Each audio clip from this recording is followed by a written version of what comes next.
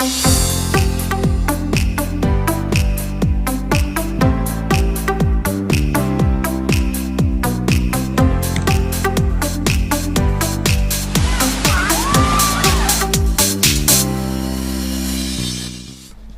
Muslim mengatakan bahwa Barat maju karena meninggalkan agamanya dan Muslim mundur karena meninggalkan agamanya.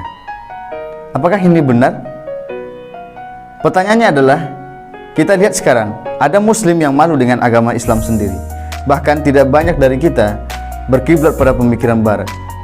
Apakah tidak ada ilmuwan Muslim yang menjadi kiblat kita? Tentu ada. Beliau adalah Syekh Muhammad Naqib Al-Attas, seorang filsuf di dunia pendidikan Islam. Oke Sobat Literasi, pada kali ini saya akan meresensi sebuah buku yang berkaitan dengan Syekh Muhammad Naqib Al-Attas di bidang filsafat pendidikan Islam. Hadirnya filsafat pendidikan Islam adalah reaksi terhadap kemunduran pendidikan bagi umat Islam. Ada dua tren pemikiran cendekiawan Muslim dalam menanggapi hal ini. Tren yang pertama, mencoba memahami kemunduran umat lewat fenomena-fenomena sosial, ekonomi, politik, dan teknologi. Kemudian ada tren yang kedua, mencoba memahami kemunduran umat Islam ini dari internal Islam sendiri, yaitu mencoba memahami lewat pendalaman makna Islam dan lingkungan Islam.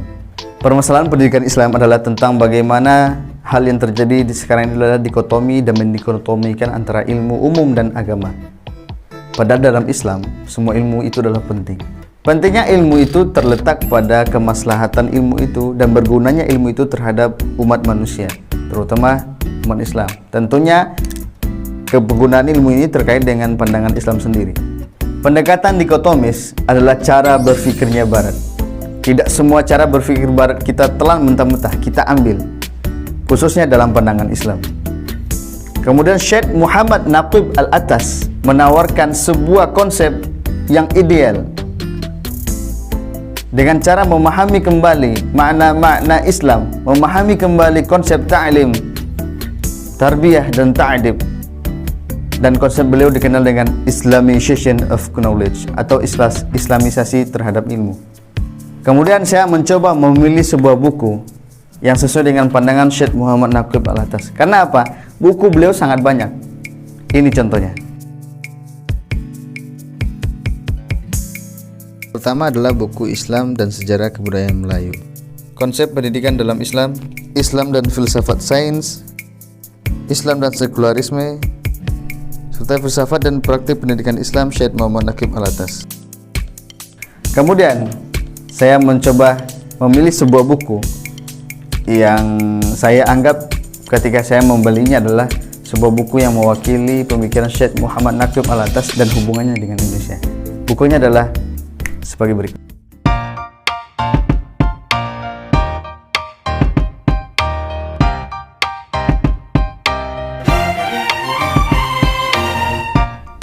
Buku yang berjudul Filsafat Pendidikan Islam, Tinjauan Pemikiran Al-Attas dan Relevansinya dengan Pendidikan di Indonesia. Buku ini diterbitkan oleh UIN Maliki Press pada tahun 2015. Ya, dengan ketebalan 140 halaman. Kemudian buku ini ditulis oleh Albar Adetari Hasibuan, Magister Filosofi. Penulis buku ini, Albar Adetari Hasibuan, lahir di Padang Lawas, Sumatera Utara pada tanggal 11 Februari 1985. Beliau adalah anak ketiga dari 4 bersaudara. Pendidikan beliau Sekolah Dasar Negeri 01 Sibuhuan. Kemudian melanjutkan di Madrasah Tsanawiyah Negeri Sibuhuan, akan tetapi cuma dalam 2 tahun. Kemudian belum melanjutkan studi di Kuliatul Muallimin Al-Islamiyah tahun 2005 sampai 2009. Yang ini sama dengan Pondok Modern Darussalam Gontor. Kemudian melanjutkan S1-nya di Institut Studi Islam Darussalam atau ISID yang dikenal sekarang adalah UNIDA, dan S2 di UGM Fakultas Filsafat, konsentrasi pada ilmu filsafat, dan lulus tahun 2012. Kalau kita telusuri mengenai beliau di Google Cendekia, beliau telah banyak menulis artikel ilmiah, termasuk juga buku sebanyak 18 tulisan. Berikut adalah contohnya. Buku ini terdiri dari 5 bagian karena penulis tidak memakai kata bab ya. Pada bagian pertama membahas tentang mengenal sosok Syekh Muhammad Naqib Al-Attas. Kemudian filsafat pendidikan Islam, filsafat pendidikan Syekh Muhammad Naqib Al-Attas ditinjau dari filsafat pendidikan. Bagian keempat, relevansi pemikiran Syekh Muhammad Naqib Al-Atas dengan pendidikan di Indonesia. Dan bab 5 itu ditutup dengan kesimpulan dari semua. Nah, ini sangat unik ya, karena jarang buku yang pakai bab bagian 5 yang bagian terakhir ini tentang. Kemudian pada bagian pertama, penulis menyampaikan tentang mengenal sosok Syekh Muhammad Naqib Al-Atas. Yang penulis sampaikan lewat riwayat hidup beliau, latar belakang pendidikan beliau, kemudian pendapat beliau mengenai bahasa Arab, serta gagasan tentang ilmu dan manusia.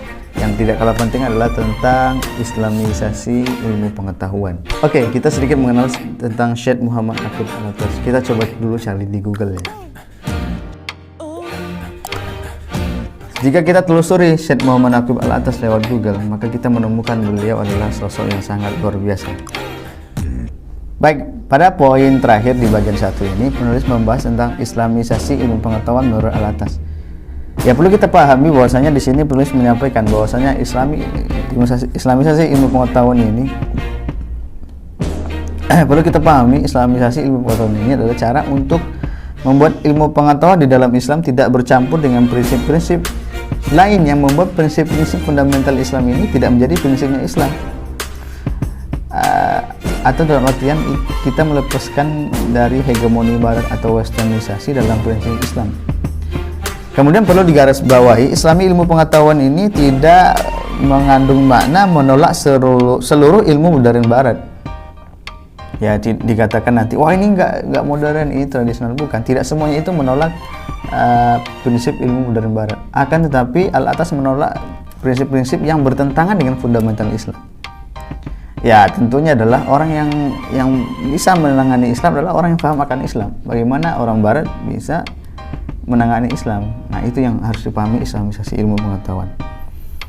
Dan juga di dalam sini penulis mengatakan Islamisasi ilmu ini tidak hanya tentang pendidikan saja, tetapi juga tentang bahasa. Karena bahasa ini aspek dalam atau mendalami pendidikan, mendalami sebuah ilmu. Dan Islamisasi bahasa menurut penulis di sini adalah memasukkan prinsip-prinsip Islam di dalam mempelajari bahasa. Contohnya belajar bahasa Inggris, ada prinsip-prinsip Islam masuk dalamnya, dan ini harus dilakukan oleh pendidikan Islam di Indonesia. Kemudian pada bagian 2 dalam buku ini membahas tentang filsafat pendidikan Islam dengan 4 poin. Yang pertama, pengertian filsafat pendidikan. Yang kedua, pengertian filsafat pendidikan Islam. Kemudian metode pendidikan Islam dan makna serta tujuan pendidikan Islam. Setelah kami membaca buku ini, di sini kami menemukan bahwasanya pada bagian kedua ini, pada poin A tentang pengertian filsafat pendidikan, penulis banyak mengutip dari pendapat-pendapat para ahli dan akhirnya menyimpulkan bahwasanya pendidikan ini adalah untuk manusia. Beliau sepakat pendidikan ini adalah targetnya untuk manusia. Kemudian dalam pengertian filsafat pendidikan Islam, di sini dibahas tentang khalifah, bahwasanya manusia itu khalifah. Berarti filsafat pendidikan Islam adalah konsep-konsep yang membuat manusia itu sadar akan dirinya siapa, maksudnya khalifah di muka bumi ini. Nah, inilah konsep filsafat pendidikan Islam. Kemudian di sini penulis berkali-kali menyampaikan pendapat Al-Atas mengenai pendidikan ditujukan khusus untuk manusia. Makanya oleh karena itu definisi pendidikan harus jelas ditujukan untuk manusia. Lebih tepatnya, konsep pendidikan hanya berkenaan dengan manusia saja. Hal ini telah disampaikan sering kali pada bagian pertama dan bagian kedua ini. Kemudian membahas tentang filsafat pendidikan Islam, tentunya telah sampaikan bahwasanya di sini dibahas bahwasanya khalifah itu wakil Tuhan di muka bumi ini. Sebagai khalifah, manusia berkewajiban untuk melaksanakan pendidikan terhadap dirinya sendiri, dan manusia mempunyai potensi untuk melaksanakan pendidikan itu. Ya, dengan demikian berarti pendidikan merupakan urusan hidup dan kehidupan manusia dan merupakan tanggung jawab manusia itu sendiri. Jadi tanggung jawab pendidikan itu adalah manusianya sendiri. Makanya harus difahami hakikat manusia seperti apa, hidup dan kehidupan, serta apa tujuan hidupnya dan tugas hidupnya. Dan juga manusia itu adalah makhluk sosial yang hidup bermasyarakat dan bernegara. Kemudian pada poin C, penulis mengatakan tentang metode pendidikan Islam. Nah, cuman kami mengkritisi bahwasanya di sini tidak jelaskan metode pendidikan Islam menurut Al-Atas. Akan tetapi di sini malah dibahas tentang metode pendidikan Islam menurut Zuhairani di dalam buku Filsafat Pendidikan Islam ini. Kebetulan kami punya. Kemudian sempat dibahas ini adalah tentang adab ya, adab menurut Al-Atas, kemudian tentang penanaman adab dalam diri, kualitas sifat-sifat perilaku yang baik untuk membersihkan pikiran dan jiwa. Tapi metodenya yang dipakai adalah pendapat Zuhairi ini tadi. Kemudian yang selanjutnya adalah makna dan tujuan dalam pendidikan.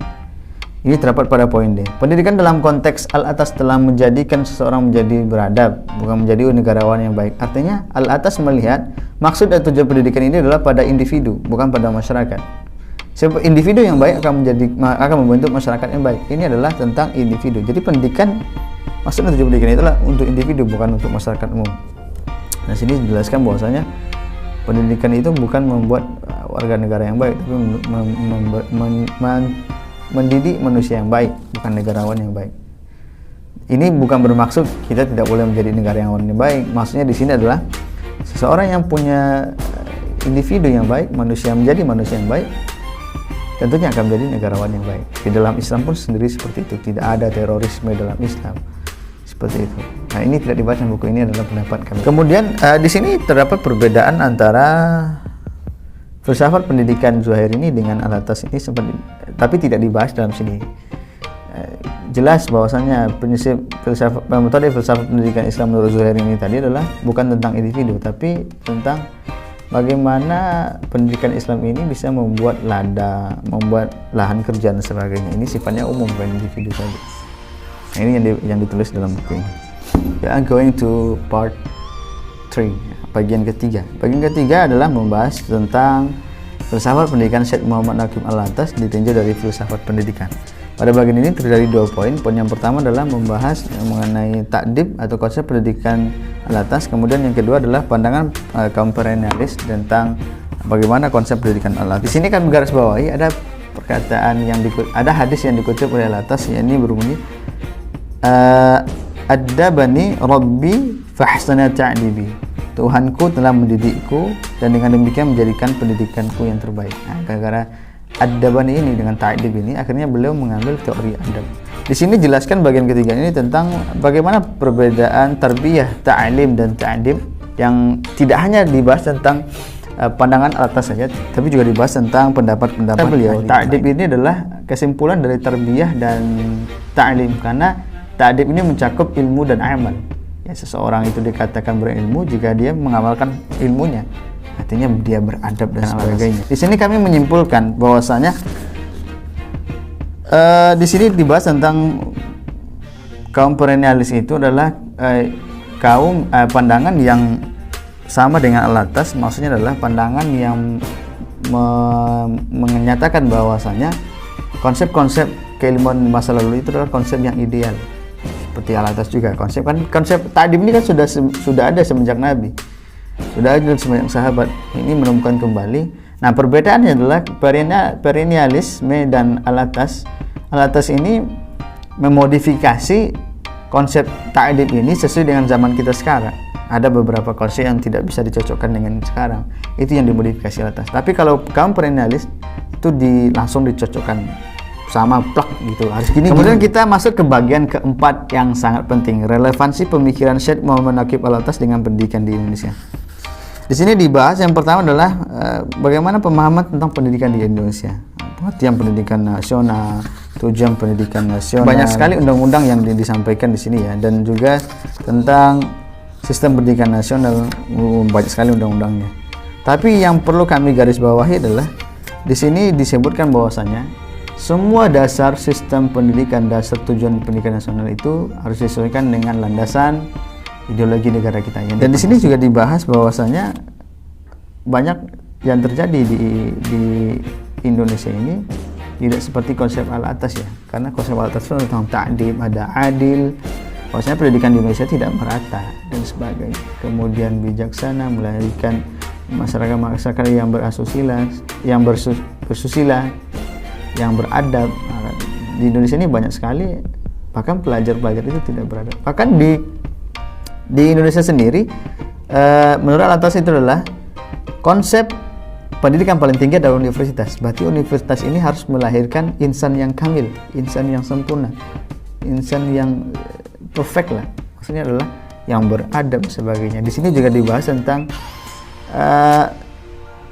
terlalu dini untuk mengkhususkan sebuah ilmu, karena menurut Al-Atas ilmu itu tidak ini ngambil bidang ini sehingga bidang lain nggak dipelajari, sehingga ya tidak sesuai dengan fakta lapangan nanti hasil dari pendidikan di Indonesia ini. Cuman yang kami sayangkan di sini adalah penulis tidak membahas tentang spesifik tentang pendidikan Islam. Ini tentang pendidikan nasional dan tidak menyinggung sama sekali pendidikan Islam. Ini cuman pendidikan nasional.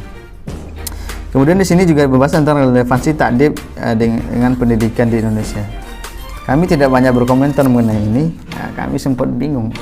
Ini kayaknya konsep ini baru konsep dasar relevansinya. Di sini bahwasanya dikatakan relevansi. Bahwasanya tapi secara umum saja, tidak dibahas secara spesifik. Kemudian di bagian penutup juga sama. Ini sampai bahwasanya Al-Atas melihat bahwa permasalahan yang paling fundamental dalam kemunduran Islam adalah the loss of adab, kehilangan adab. Sama dengan pendidikan Islam Indonesia. Kemudian di sini ada blueprint yang disampaikan, bahwasanya ada 3 blueprint di sini disampaikan tentang kesimpulan dari buku ini. Ya, bahwasanya pendidikan yang tepat dalam pandangan Allah adalah ta'dib, bukan tarbiyah ataupun ta'lim. Sebab kesalahan dalam pemilihan dan pemakaian istilah yang digunakan untuk konsep kebudayaan, keagamaan dan spiritual dapat menyebabkan kebingungan dalam ilmu dari sudut teori amalan, akhirnya akan menimbulkan kerancuan dalam berpikir. Jadi istilah ta'dib ini adalah istilah ilmu dan amal. Betapa banyak kita lulusan S1 sekarang ilmunya ada tapi amalnya tidak ada. Bahkan tidak kita pungkiri lulusan bahasa Arab, banyak yang punya ilmu bahasa Arab tapi ketika mempraktikkan bahasa Arab dia tidak bisa sama sekali. Nah, ini konsep ini yang harus dipakai dalam pendidikan di Indonesia. Kemudian kita bahas tentang kekurangan dan kelebihan buku ini. Menurut kami kelebihannya sangat luar biasa ya. Belum ada rasanya kami menemukan orang yang melakukan relevansi pemikiran Al-Atas di Indonesia. Beliau adalah orang pertama mungkin ya. Karena sebodoh-bodoh kami belum menemukannya. Pertama kali saya melihat desain buku ini, saya berpikir wah ini memang buku filsafat, sebab dari desainnya saja kita sudah dibuat berfilsafat. Ya, dari sini kita bisa melihat fotonya Nakim Al-Atas. Kemudian di sini juga tulisannya itu gold, dan ini timbul ya, ini sangat bagus. Ini sangat menarik menurut saya. Covernya netral ya, nggak terlalu wah juga nggak terlalu jelek. Ini komersinya terhadap desainnya. Akan tapi di sini kami sudah menggarisbawahi beberapa kalimat yang rancu, bahkan ini mungkin typo, nggak tahu. Terdapat beberapa halaman di sini sudah kami tandai. Yang pertama pada halaman 60, 61 di sini dijelaskan ada kata-kata yang rancu dan sangat bingung sekali.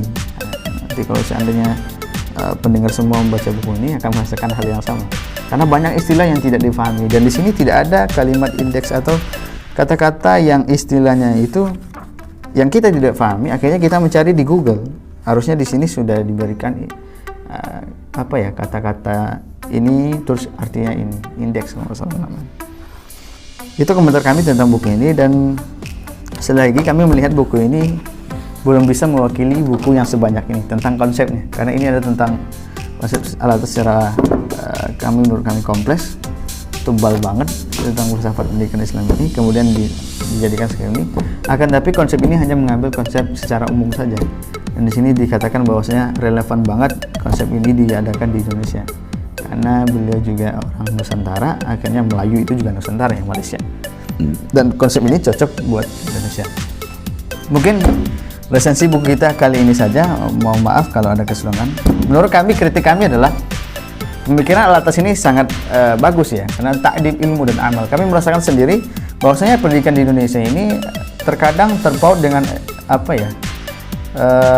harusnya itu kan pendidikan di Indonesia itu, karena di sini dijelaskan bahwasanya pendidikan itu diawali dengan niat. Apapun faktor-faktor ekonomi dan sebagainya itu tidak boleh menghambat kita dalam menuntut ilmu. Contohnya adalah banyak lulusan SMA yang mengambil jurusan-jurusan yang menurutnya itu notabene adalah bukan pendidikan individu tapi pendidikan masyarakat, bahwasanya menjadikan lulusan yang karyawan lah intinya. Tapi Al-Atas beranggapan bahwasanya harusnya pemilihan jurusan ini tidak ada faktor ekonomi, sebab banyak di antara kita yang meninggalkan misalnya jurusan pendidikan. Nah, ini kan ekonominya tidak terlalu mendukung, nanti lulusannya itu cuma berapa, gajinya seberapa aja. Nah, makanya banyak yang mendaftar kedokteran, ilmu-ilmu sosial, ilmu yang yang nanti lulusannya itu punya dikabarkan itu lowongan kerja banyak, kemudian bisa kaya. Nah, ini yang perlu dikritisi, bahwasanya pendidikan tidak seperti itu, sehingga terjadilah yang kita lihat adalah orang yang ambil jurusan pendidikan keislaman atau pendidikan adalah orang yang lari karena tidak lulus di kedokteran dan ilmu lainnya dan jurusan-jurusan lain. Makanya terjadi adalah banyak pendidik yang tidak layak untuk menjadi seorang pendidik, sehingga peserta didik bingung atas pendidikan. Inilah kritik kami terhadap pendidikan di Indonesia, dan juga kami telah mengkritik buku ini. Ini adalah landasan awal. Kami berharap mudah-mudahan kami menunggu kembali karya-karya dari penulis ini, Albar Atidari Hasibuan. Mudah-mudahan bermanfaat. Syukran. Assalamualaikum warahmatullahi wabarakatuh.